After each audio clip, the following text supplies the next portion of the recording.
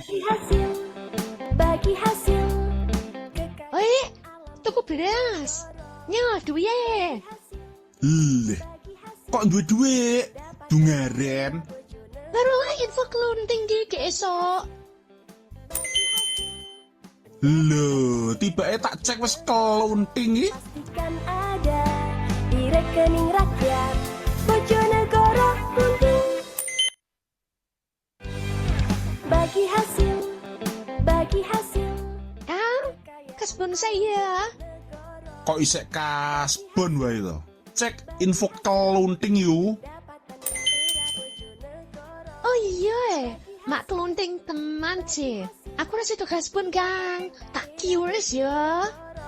Pastikan ada di rekening rakyat Bojonegoro Kunting. Bagi hasil, bagi hasil. Kang, wes info kelunting geng. Wayahe tuku garam ce. Cek Bojonegoro kelunting lek di. Alhamdulillah. Ites omonganem. Wes kelunting tenan ce. Pastikan ada di rekening rakyat Bojonegoro Kunting. Mungkin nggak sih program Bojonegoro Kelunting terrealisasi? Sini-sini aku jelasin. Program Bojonegoro Kelunting ini adalah langkah untuk mewujudkan penerapan Universal Basic Income atau jaminan pendapatan semesta dengan transfer tunai setiap bulan ke seluruh masyarakat Bojonegoro untuk membantu memenuhi kebutuhan dasar seperti makanan, pakaian, layanan kesehatan, dan lain sebagainya. Secara sederhana, pasangan Teguh Farida menyebutnya dengan program Bojonegoro Kelunting. Lalu, dari mana sih sumber dana yang akan dibagi-bagi? Sumber dana ini berasal dari kekayaan alam yang dimiliki Bojonegoro, seperti pada sektor minyak dan gas, yang membuat Bojonegoro menjadi salah satu kabupaten terkaya. Oleh karena itu, program Bojonegoro Kelunting akan menerapkan pembagian hasil kekayaan daerah Bojonegoro kepada seluruh warga secara merata, agar dapat meningkatkan kesejahteraan ekonomi dan finansial. Yakin nggak pengen dapat keluntingan setiap bulan? Pastikan ada di rekening rakyat Bojonegoro Kunting.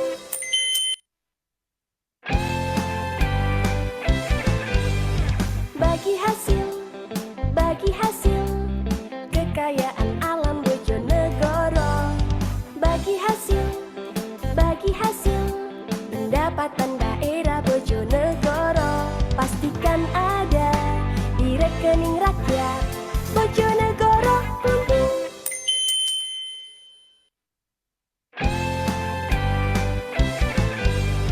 Bagi hasil, bagi hasil. Kekayaan alam Bojonegoro. Bagi hasil, bagi hasil. Pendapatan daerah Bojonegoro. Pastikan ada di rekening rakyat Bojonegoro Kunting. Bagi hasil, bagi hasil. Info tuyul second bah. Ra duwe-duwe belas. Hus, ra pareng. Kowe wong Jenegoro apa ora? Nggih, Mbah. KTP Bojonegoro niki. Jajal cek info kelunting. Loh. Iya wis kelunting ya, Mbah. Suwun infone. Di rekening rakyat Bojonegoro Kunting. Agar rakyat sejahtera, menangkan wujudkan sekarang juga, agar rakyat sejahtera. Oke, saya panggil Mbak Fitriana untuk ke depan untuk memandu diskusi kita. Tepuk tangan teman-teman semua biar seru. Silakan Mbak Nana diambil floors-nya, kita sampai jam 12 lah kurang lebih. Oke, siap. Makasih. Terima kasih banyak Mas Yanu. Baik, Bapak Ibu, teman-teman, sebelumnya selamat pagi. Kok kayaknya lemes ya, padahal di sini ada 2.000 orang ya, kayaknya ya kelihatannya ya. Saya mau ulang lagi dong, mau dong kelihatan semangatnya ditunjukin gitu ya. Kita meskipun weekend pagi-pagi, tapi semangat kita gitu ya. Yang waktu ada Pak Menko kan kita semangat banget nih. Jadi meskipun kita nggak ada Pak Menko, kita harus tetap semangat gitu ya. Saya ulang lagi, selamat pagi. Oke, luar biasa sekali. Buat teman-teman, bapak, ibu-ibu di sini, terima kasih sudah hadir kembali di hari kedua gitu ya. Jadi harapannya di hari kedua ini kita lebih tajam lagi untuk mengupas, mengulik tentang universal basic income itu seperti apa.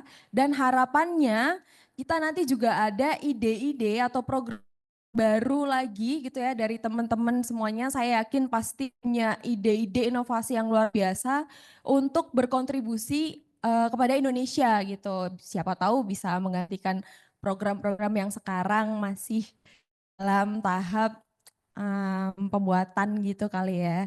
Jadi yang pertama saya mau mengucapkan yang terhormat atau yang saya hormati kepada Mas Yanu, founder dari Indobig Network yang sudah merealisasikan gitu ya ruang-ruang ini untuk kita diskusi lebih lanjut tentang UBI. Kemudian yang saya hormati juga 3 pembicara kita hari ini, narasumber kita hari ini itu ada Mas Seno, itu di Jamesta Istimewa. Kemudian saya hormati Pak Anwar Sasto Ma'ruf dari Sekretariat Jenderal KPRI. Kemudian Pak Amrul Hakim dari tim kampanye Bojonegoro Klunting gitu. Baik teman-teman semuanya, untuk membuka semangat kita hari ini ya, saya ada beberapa pertanyaan yang mungkin nantinya kita akan pelajari lebih dalam lagi. Dan mungkin teman-teman generasi milenial, generasi Z juga merasakan keresahan ini gitu ya. Apa sih jadinya jika hidup kita itu tanpa adanya kecemasan lagi soal penghasilan? Terus apakah manusia akan jadi lebih malas? Atau justru lebih merdeka berkarya? Nah ini kan jadi sebuah pertanyaan-pertanyaan ya untuk diri kita sendiri dan untuk orang lain. Seperti yang kemarin kita sudah membahas, kalau misalkan kita percaya kalau kita dikasih uang, tapi kita tidak percaya ketika kita memberikan uang kepada orang lain. Gitu. Nah hal-hal ini yang sampai sekarang masih jadi pertanyaan nih, masih jadi skeptis gitu ya. Jadi apa jadinya sih ketika kita tuh hidup nggak lagi terikat sama pendapatan gitu, atau setidaknya basic income kita setiap hari gitu ya. Dan apakah ini manusia ini akan jadi malas atau justru lebih merdeka gitu. Karena punya banyak pilihan, kemudian kita tidak mencemaskan hari ini akan makan apa, besok akan seperti apa kayak gitu. Nah, baik teman-teman, jadi hari ini kita akan menggali lagi sebuah gagasan yang mungkin terdengar utopis gitu ya, tapi karena kita juga udah beberapa kali gitu ya ada pilot project. Yang pertama itu kita ada di Jamesta Istimewa yang di Yogyakarta, kemudian ada juga Klunting di Bojonegoro yang masih menjadi gagasan seperti itu. Jadi teman-teman kita akan menyelami UBI, bisa dirancang, dicoba, dan dimulai dari inisiatif lokal seperti Jamesta Istimewa dan juga Klunting Bojonegoro. Karena seringkali ya teman-teman, jawaban untuk tantangan besar itu, oke, thank you. Jadi seringkali ya teman-teman, bapak-bapak, ibu-ibu, jawaban tantangan besar dari kita itu tuh bukan datang dari atas gitu. Jadi seringnya tuh tumbuh dari bawah. Dari desa, dari community, dari keberanian kita untuk mencoba. Jadi setelah kita bisa mendalami, setelah kita tahu programnya seperti apa, inisiatifnya seperti apa, tidak akan jadi juga ketika kita nggak berani untuk mencoba gitu. Jadi saya Fitriana Kurniawati atau biasa dipanggil Nana, hari ini akan memandu untuk agenda diskusi kita menyelami UBI di Basic Income Training 2025. Sebelumnya, The Honorable Sarat, John, and Aparna,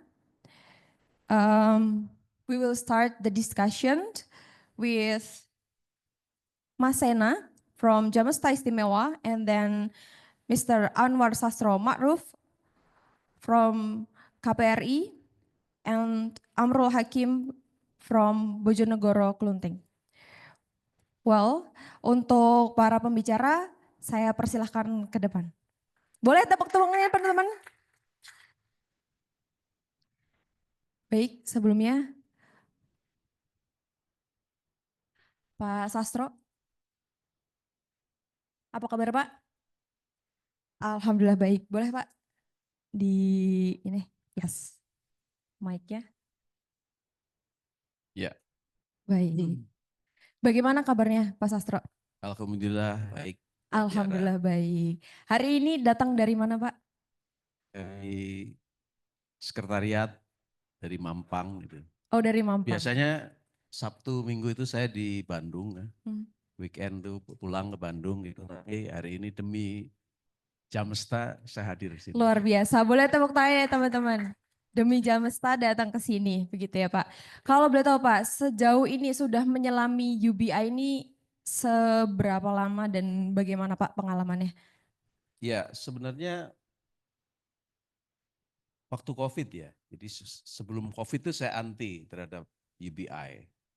Tapi setelah waktu COVID itu, kemudian kita mendiskusikan banyak hal ini termasuk dengan Mas Yanu, sama Mbak Herni, terus sama kawan-kawan itu akhirnya, oh ternyata ini benar-benar bisa jadi solusi gitu. Dan kita terus istilahnya berpikir imajinatif ya, berpikir liar gitu. Terus kemudian kenapa kok nggak bisa gitu. Nah itu hal yang terus menantang kita bahwa saya yakin Jamesta bisa. Saya pakai kata Jamesta ya gitu. Karena itu istilahnya udah kayak kesepakatan kita dalam mendalami pertama kali secara nasional ya. Baik itu menyatukan kalangan intelektual kayak Mas Yanu, Sena dan lain juga kalangan grassroots. Jadi serikat-serikat ya atau organisasi rakyat ya mulai dari buruh, petani, nelayan, masyarakat adat, perempuan, pemuda, mahasiswa waktu itu ya terlibat di dalam konsolidasi yang kemudian mengkerucut pada kongres pertama Jamesta di Indonesia. Nah ini saya pikir satu tantangan ya dan buat kita bahwa aneh sebenarnya Indonesia ini. Kita ini kaya akan sumber daya alam. Kemudian jumlah penduduk kita ini sangat ideal ya. Jadi sebenarnya nggak terlalu besar, sedang pas gitu loh. Kalau misalkan kita ingin membuat satu agenda misalkan kayak contoh, ini nggak enak sih ngomongin sebenarnya, pasar tertutup gitu misalkan, close market, tutup aja kita nggak misalkan kayak gitu. Kita bisa gitu loh, orang tanah kita subur ya kan, populasi kita yang istilahnya petani, nelayan, masyarakat adat, urusan produksi pangan apa itu masih bisa gitu loh. Tetapi yang aneh di negeri yang kaya raya, kemudian juga tenaga kerjanya cukup jumlahnya kayak gitu, tapi kok aneh kita nggak bisa gitu. Nah kira-kira apa yang menjadi masalah? Ternyata kita tahu bahwa kekayaan Indonesia ini masuk ke segelintir orang kayak gitu. Jadi pendapat kita, kalau sekarang ini kan yang marak di Indonesia ini beda pendapatan, ya kan? Kalau di medsos atau di televisi itu beda pendapat, tapi realitasnya adalah beda pendapatan. Baik. Ya kan? Itu maksud saya gitu. Nah, ini yang kemudian saya pikir penting bagi kita untuk berpikir secara sistematis, kemudian secara nalar, ya seharusnya kita semua ini adalah melanggar konstitusi, melanggar undang-undang dasar, baik itu pemerintah, masyarakat, mungkin termasuk kita. Karena kita tidak mampu mewujudkan keadilan dan kemakmuran di Indonesia ini. Kan mandat Indonesia Merdeka kan itu, bagaimana menciptakan masyarakat adil dan makmur, ya kan? Semuanya cerdas, semuanya itu. Nah itu saya pikir kita bisa menggunakan Jamesta atau Universal Basic Income untuk menuju ke sana gitu. Ini langsung presentasi saya. Yes, boleh Pak. Ya, terus kemudian ya dalam proses waktu itu ya kita melakukan konsolidasi yang akhirnya menyepakati untuk kongres ya. Jadi kongres Jamesta yang pertama. Memang kesininya sulit. Banyak sekali tantangan, banyak sekali hambatan ya. Yang seharusnya itu kita bisa jalan mulus, seharusnya kayak gitu. Tapi memang tidak mudah. Kayak contoh politisasi Jamesta atau politisasi UBI itu dilakukan oleh pemerintah. Sorry ya gitu. Contoh 40% dana desa ya itu beralih ke BLT. Ya. Kenapa enggak misalkan waktu itu ya, kalau BLT kita tahu sendiri, itu sangat diskriminatif gitu. Jadi siapa yang dapat dan enggak gitu tergantung kedekatan. Ya. Dan juga tergantung akses terhadap pendataan, jadi DTKS. Itu nyata. Mungkin kita bisa lihat misalkan pasca kita kampanye Jamesta apa yang dilakukan oleh waktu itu pemerintah Jokowi. Merubah kebijakan dana desa ya. Jadi mengintervensi dana desa yang masing minimal 1 miliar per desa itu 40%-nya adalah untuk BLT. Sayang kan, harusnya kan nggak gitu. Harusnya kenapa nggak dibuka? Bahwa ini loh ada program bagus yang mungkin lebih secara politik akan lebih menjual sebenarnya. Tapi karena nggak pinter, ya, sorry ya, karena nggak pinter, ya kan, terus ada curangnya, ada koruptifnya kayak gitu, yang dipakai itu. Jadi kita bisa cek itu karena kapan misalkan dana desa, ya, 40%-nya dipakai BLT, sebelumnya enggak. Itu setelah kita kampanye Jamesta waktu itu. Ya memang masih begitu, tapi nggak apa-apa gitu. Nah terus ringkas saja ya. Waktu kongres Jamesta gitu, saya juga ternyata kalau definisi saya pikir udah ya Mas ya. Nah kita ke bawah, next. Apalagi ya?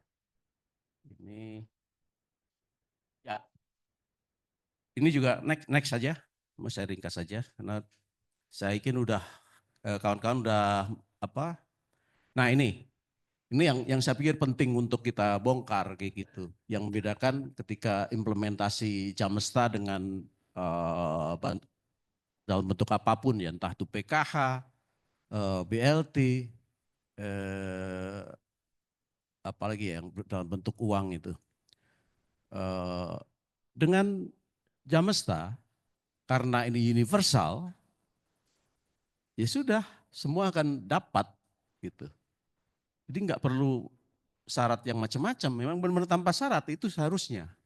Dan itu adalah memang hak warga negara, ya kan? Misalkan kita punya nikel, ya, yang sekarang sedang dieksploitasi gila-gilaan misalkan. Siapa yang dapat manfaatnya? Kita punya hutan yang kemudian ditebang, diambil kayunya, lalu kemudian digantikan sawit, atau kemudian digali tanahnya menjadi batu bara misalkan. Dampak lingkungannya kita dapat, dampaknya ya, dampak buruknya kita dapat. Tapi apakah kita dapat manfaat untuk ini? Misalkan, oke lah, dari kemana uangnya? Misal, kemana keuntungannya? Jadi ada pura-pura bayar pajak mereka. Tapi juga dikemplang. Cek aja. Pajak para pengusaha batubara misalkan. Pajak para pengusaha nikel. Pajak para pengusaha sawit. Pajak yang tambang emas misalkan. Hampir semuanya ngemplang kok gitu. Nah itu yang saya pikir adalah butuh terobosan bagi kita untuk bahwa ketika universal basic income atau Jamesta diterapkan itu adalah salah satu bentuk kontrol langsung. Juga akan mengatasi ketimpangan. Nah, saya ingat juga waktu diskusi panjang di saat kongres misalkan. Itu gini. Menurut BPS berapa batasan pendapatan untuk disebut orang miskin? Minimal di 500.000, Pak. Ya, di bawah 500.000 kan. Betul. Bayangkan ya, kalau rejim atau pemerintah ini pinter, ya kan, per gundul atau per kepala kasih 500.000, gak ada lagi orang miskin. Kalau dasarnya BPS, ya kan, sederhana. Betul. Ini ngapain rumit-rumit? Harus bikin kementerian, harus bikin ngapain gitu, ya kan, sederhana gitu loh. Tinggal dianggarin aja per kepala 500.000, misalkan. Selesai, oh Indonesia udah nggak ada orang miskin. Nah, saya juga ketika misalkan diberikan itu, apa kira-kira misalkan arahan ya, saya pikir coba slide selanjutnya Mbak. Slide ke berapa ya? Oh, sebelum terakhir. Mas ya, sebelum terakhir. Nah ini. Ini pasti Sena seneng ini. Kita penting untuk bikin program juga, maksudnya kolaborasi antara Jamesta dengan program lain. Contoh dengan program Social Solidarity Ekonomi misalkan.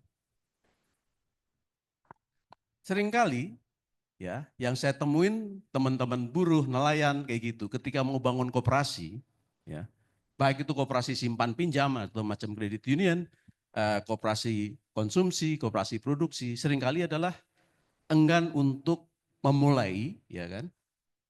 Mulai dari ngomongin simpanan pokok, juga membayangkan nanti iuran bulannya atau simpanan bulanannya, simpanan wajibnya kayak gitu. Itu enggan. Kita bayangkan kalau kita berikan penyadaran bahwa kita bikin program kolaborasi antara Jamesta dan Solidarity Ekonomi misalkan, saya pikir akan mudah. Ya, akan mudah. Jadi ketika dia dapat transfer, oke, ayo dana ini kita putar gitu. Akhirnya akan menjadi semacam sirkular ekonomi. Jadi ekonomi sirkular gitu loh. Jadi akan membangun siklus di kalangan komunitas-komunitas. Ini menurutku saya tantangan dan masuk akal. Dan masalahnya memang saya temuin di lapangan gitu loh. Ketika orang mau, nanti kalau bulan ini saya bisa membayar iuran simpanan pokok bisa, membayar simpanan wajib bisa, bulan ini bisa. Bulan depan saya belum tentu. Karena nggak tentu pendapatan saya misalkan. Itu dialami oleh masyarakat Indonesia sekarang yang generasinya generasi sandwich, kemudian banyak gig itu, gig workers gig workers kayak gitu. Itu realitas gitu. Apa jalan keluarnya yang pas kayak gitu? Kalau dulu kan misalkan ya udah pokoknya kita kasih kebebasan. Mungkin kenapa tidak misalkan kita barengi dengan penyadaran. Penyadarannya apa? Penyadaran dalam bentuk itu tadi, dalam bentuk apa kira-kira yang benar-benar memperkuat ekonomi komunitas, ekonomi rakyat kayak gitu. Saya juga membayangkan misalkan ini kan kita di Perbanas, ya kan? Membayangkan gini, kita ini mayoritas adalah nasabah bank, ya kan? Ada yang banknya BUMN, ada yang banknya swasta kayak gitu. Tapi kita tidak berdaya dengan uang yang kita simpan. Iya kan? Karena bentuknya adalah bukan koperasi, bentuknya adalah ya itu punya segelintir orang saja yang dia komisaris yang punya saham di sana kayak gitu.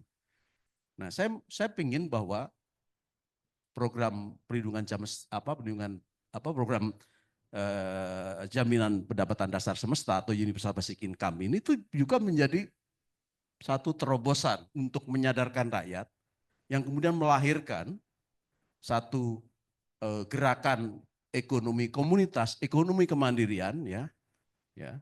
Kenapa saya sebut kolaborasi itu? Untuk apa? Macam menghidupkan koperasi-koperasi pekerja. Jadi kalaupun misalkan tukang ojol misalkan ya, tukang ojek online kayak gitu mendapatkan itu, tapi itu kan nggak tentu kalau dia sakit gimana misalkan kayak gitu. Kalau dia ternyata motornya rusak misalkan, ada kesulitan. Nah, apa jaring pengamannya selain tiap bulan dapat, tapi dia juga bisa mulai kalau pinjam bahasanya kapitalis, mulai investasi untuk masa depannya dengan memadukan dengan gerakan ekonomi itu. Nah, terus yang selanjutnya ya, saya pikir yang ada gambarnya, Mas. Atasnya lagi. Nah, ini satu sejarah kita, Mas Yanu ya. Kita pernah menyelenggarakan Kongres Jamesta, ya. Jadi kongres yang pertama, waktu itu kalau nggak salah ada berapa organisasi yang terlibat ya. 41 organisasi ya. Yang mungkin tidak terbayangkan sebelumnya, tapi ternyata bisa. Dan saya yakin dengan momentum Indonesia sekarang, atau momentum dunia sekarang, kita kawan-kawan dari kita ini sekarang mengalami satu krisis yang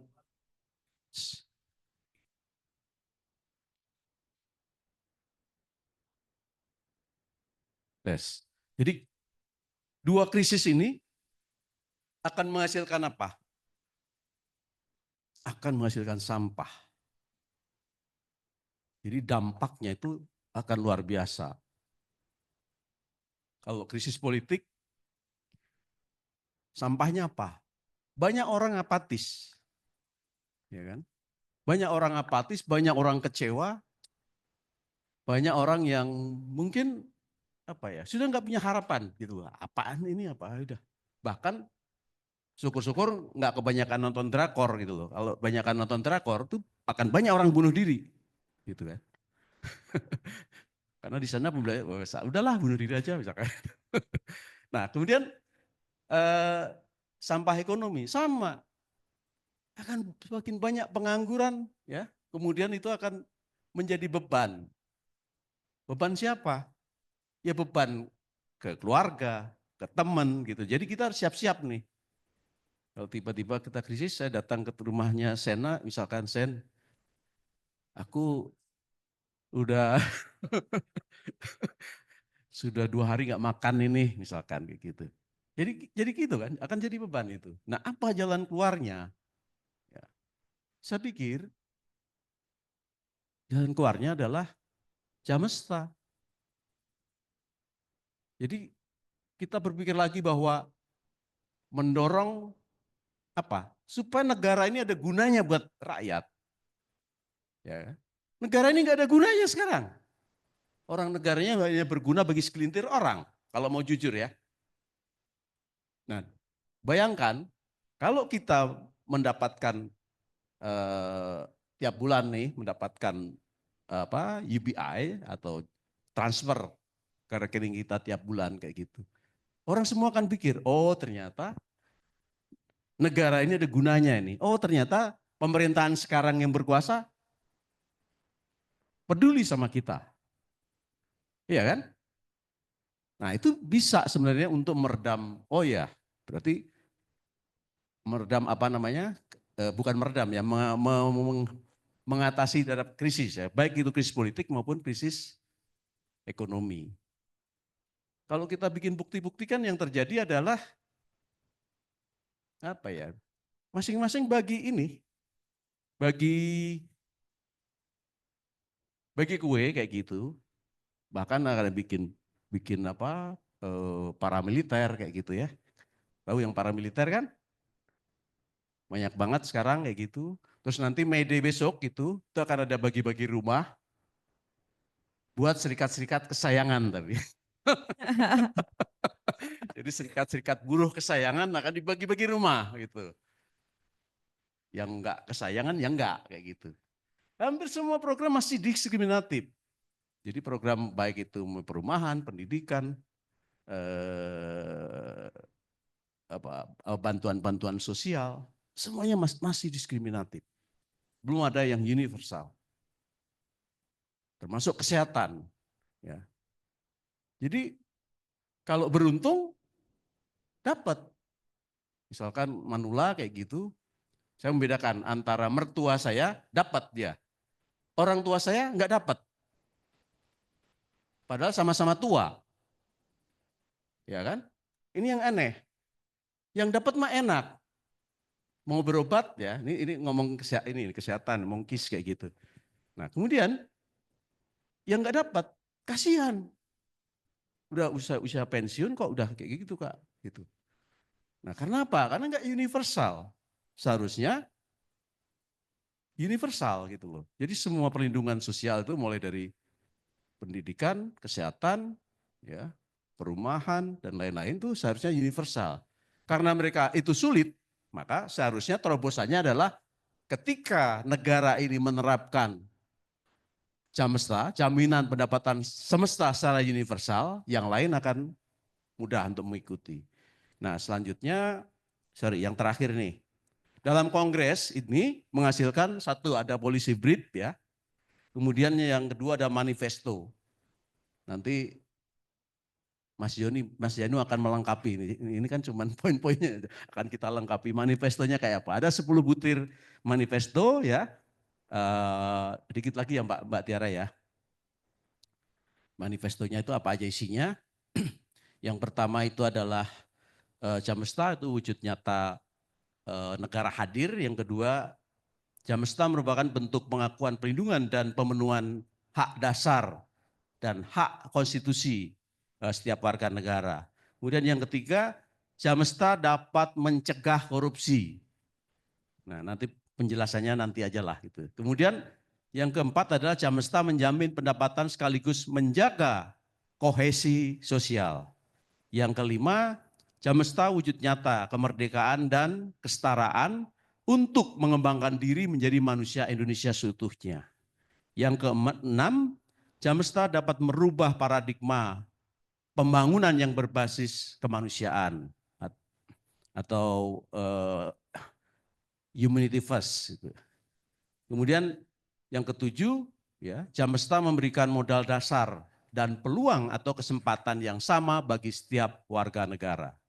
Yang kedelapan, Jamesta meningkatkan daya tawar setiap warga negara dari hubungan sosial dan ekonomi yang eksploitatif. Nah, kemudian yang kesembilan, Jamesta dapat menjadi alat warga negara untuk mempertahankan penguasaan dan kepemilikan aset lainnya. Seperti misalkan kalau petani tanah misalkan gitu. Sebagai bentuk redistribusi kekayaan negara. Nah, yang ke-10, Jamesta secara cepat dan tepat mengobati dampak krisis dan bencana. Nah, itu hasil dari rumusan kita bersama ketika kongres pertama Jamesta. Nah, kemudian agenda yang lain, ya, agenda setelah kita melakukan itu, nanti Sena tugasnya.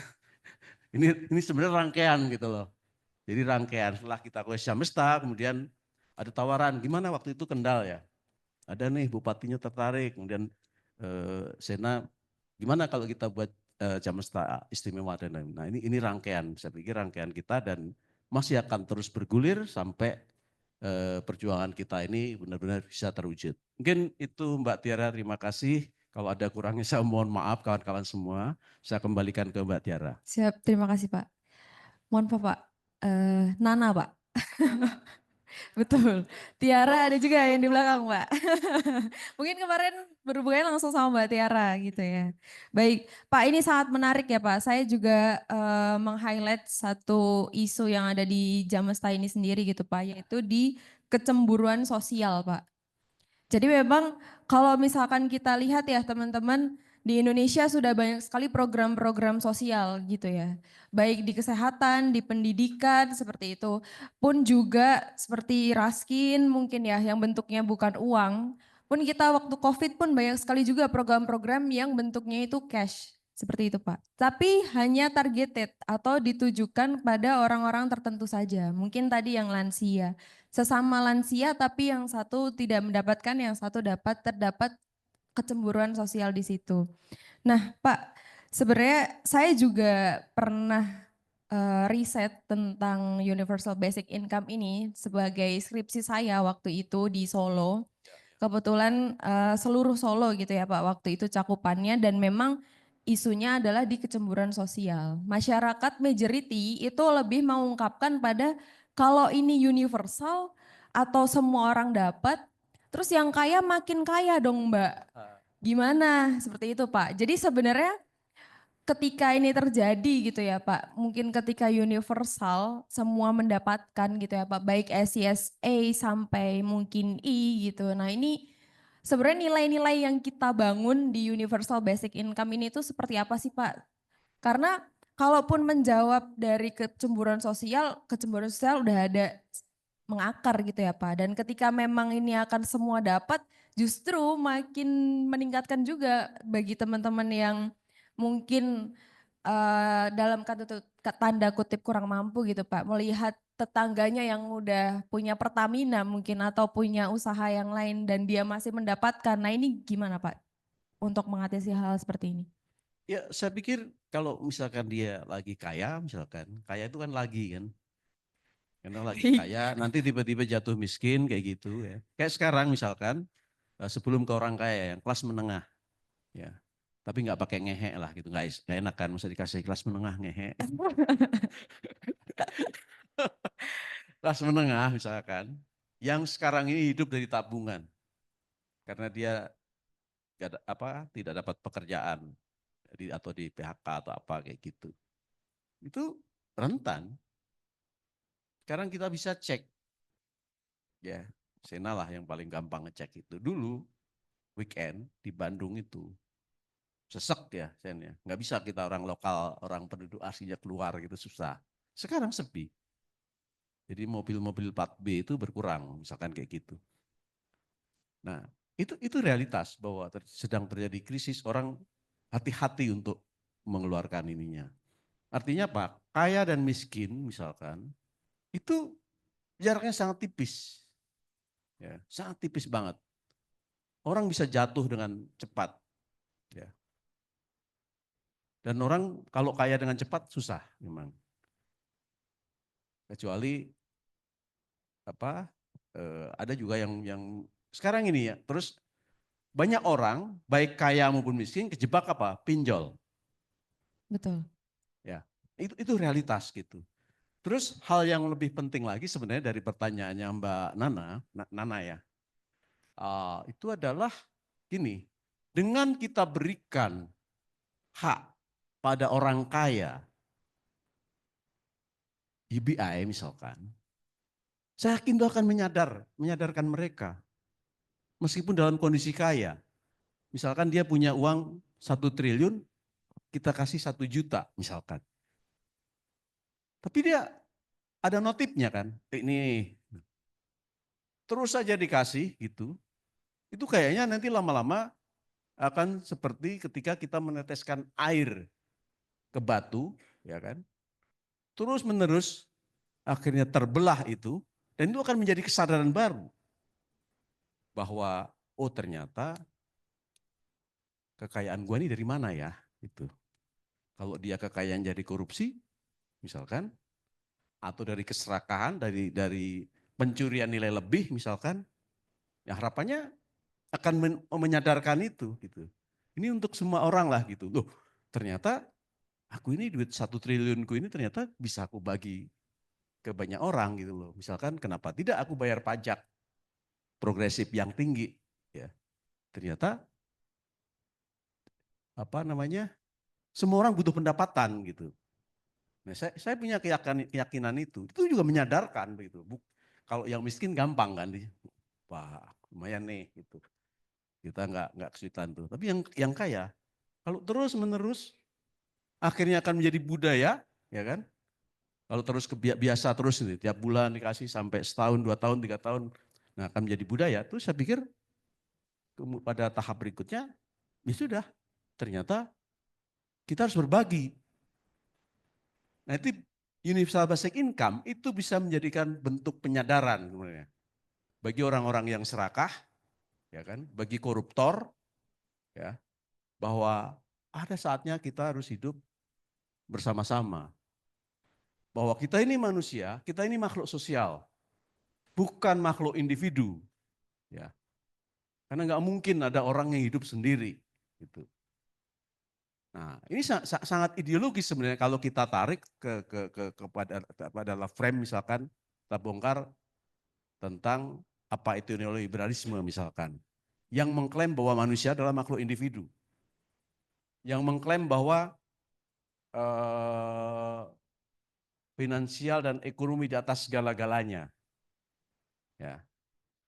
Jadi ada pesan-pesan yang saya pikir kalau kita elaborasi lebih mendalam tentang universal basic income, pesan-pesan filosofis, pesan-pesan ideologis, itu nyata sekali gitu. Kayak contoh, sebelumnya kan kalau kita ngomong negara ini ada gunanya nggak ya, kayak gitu. Kayak gitu. Kalau negara ada gunanya, negara ini kaya, ya, negara kita ini kaya, punya banyak sumber daya alam, punya daya, kok ya gas saja kita harus ngantri. Ya kan? Sementara yang menerima manfaat gas dari kita kayak negara tetangga kita misalkan Singapura, dia nggak perlu nenteng-nenteng apa namanya? Tabung. Di dapurnya udah tinggal puter, dapat. Misalkan itu. Nah, ini hal yang saya pikir kembali lagi bisa menjadikan terobosan untuk menyadarkan seluruh rakyat. Baik itu yang kaya, apalagi yang miskin. Yang udah apatis, ini kayak gitu. Kalau mau menerapkan jaminan pendapatan dasar semesta. Gitu Mbak, kurang mungkin atau nggak tahu jawabannya ngelantur atau apa, tapi nggak menurut saya bahwa ketika itu terus kita lakukan, itu juga untuk bisa melakukan penyadaran kepada seluruh rakyat, gitu, baik itu yang kaya maupun yang miskin. Baik Pak. Itu tadi kan dari segi ketika kita menerapkan universal gitu ya Pak ya, maka sisi positifnya adalah sebenarnya bisa juga untuk yang teman-teman kurang mampu yang mungkin memang sebenarnya kurang mampu tapi belum mendapatkan, pada akhirnya semua akan mendapatkan seperti itu Pak.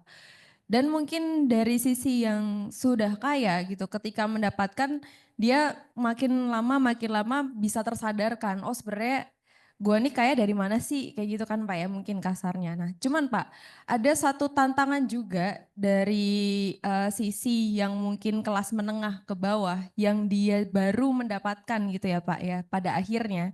Sisinya pertama adalah alhamdulillah dapat, sudah universal.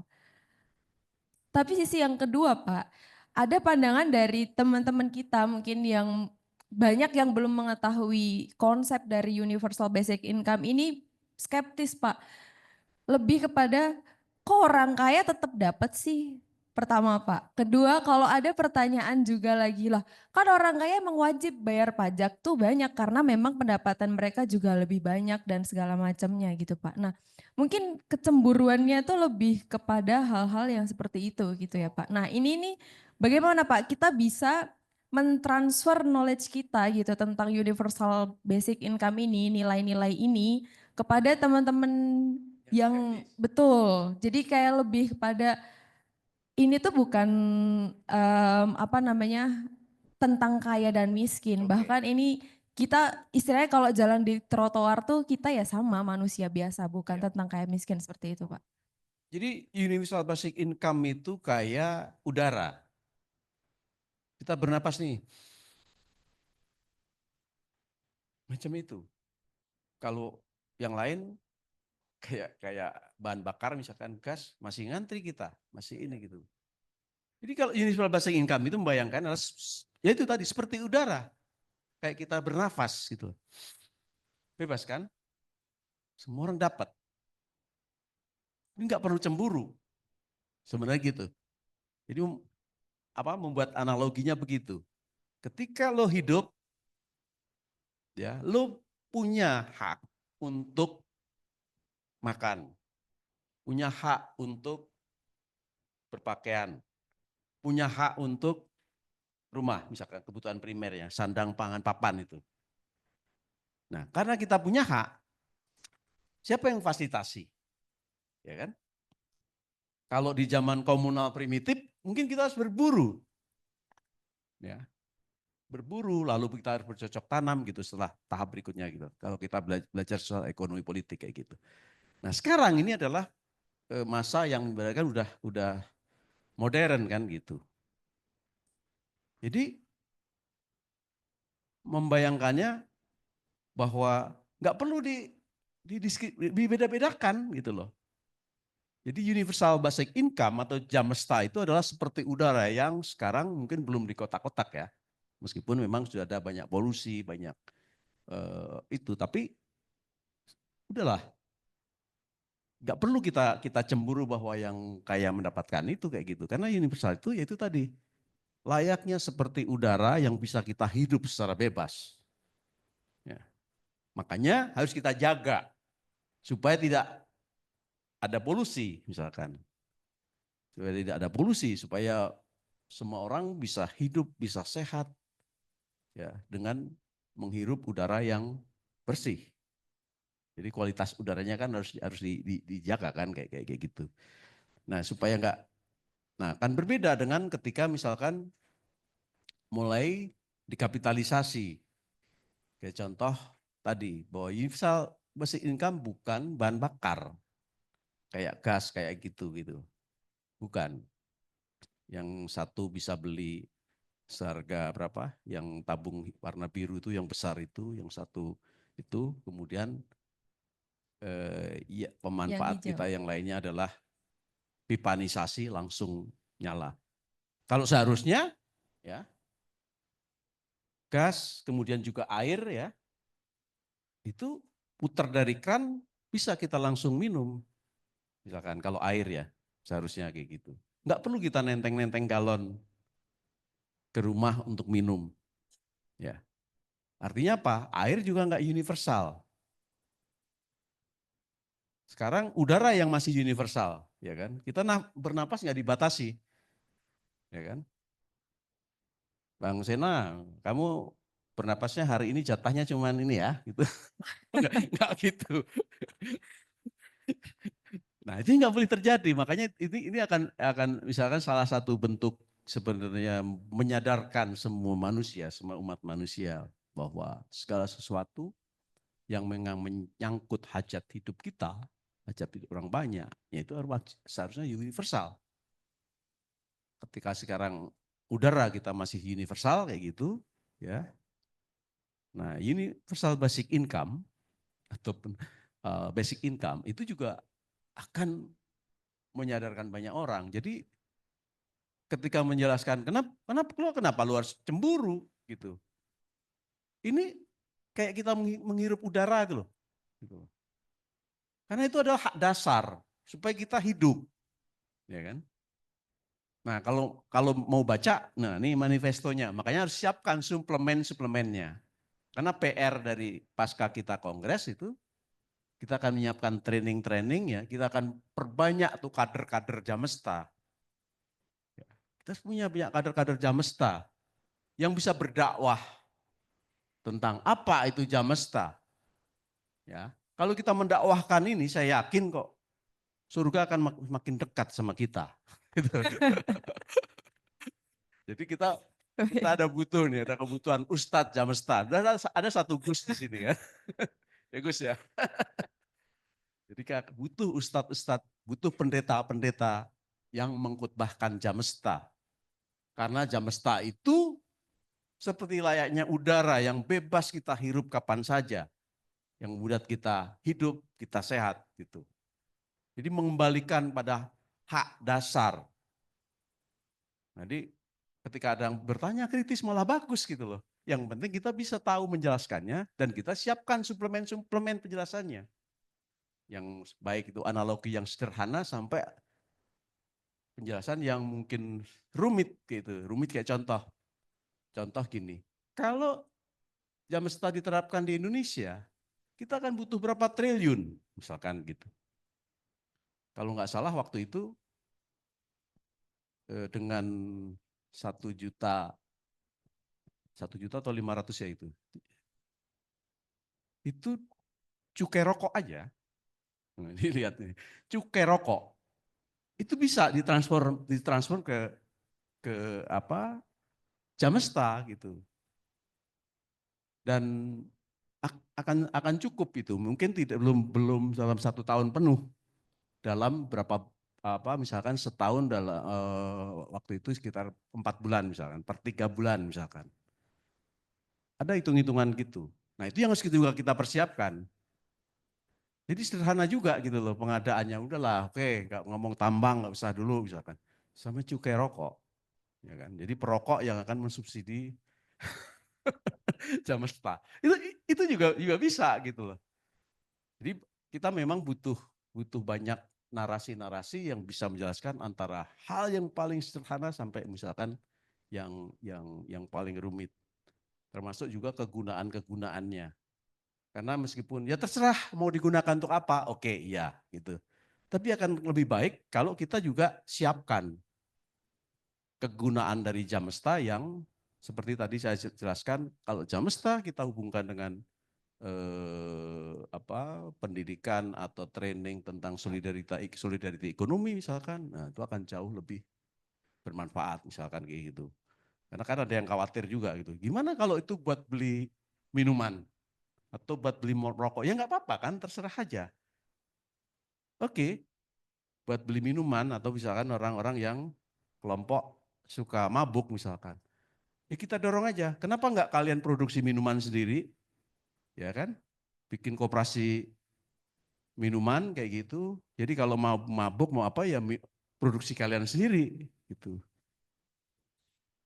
Nah, ini banyak sebenarnya ruangnya gitu. Makanya ketika nanti kader-kader Jamesta di Indonesia ini makin banyak, makin apa? Saya yakin terobosannya, ya, pengetahuannya akan semakin luas.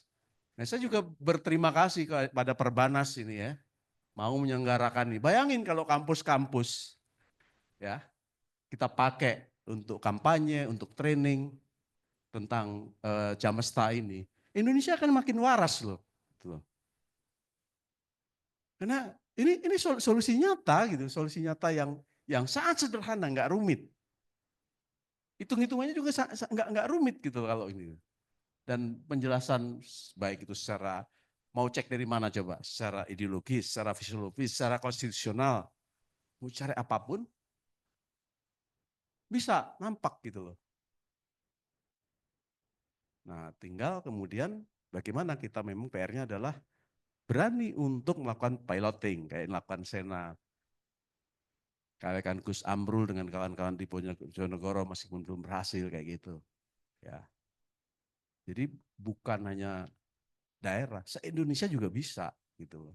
Tapi bagaimana cara kita untuk menuju ke sana? Nah, itu tantangannya. Itu Mbak Nana. Baik, terima kasih Pak Sastro untuk penjelasannya. Teman-teman boleh tepuk tangan dulu untuk Pak Sastro. Jadi mungkin untuk kelanjutan pertanyaan, saya tahu banget teman-teman udah menyiapkan pertanyaan-pertanyaan juga ya untuk Pak Sastro. Mungkin untuk pertanyaan saya buka di sesi akhir, jadi kita akan lanjut dulu gitu ya tentang Jamesta Istimewa ini.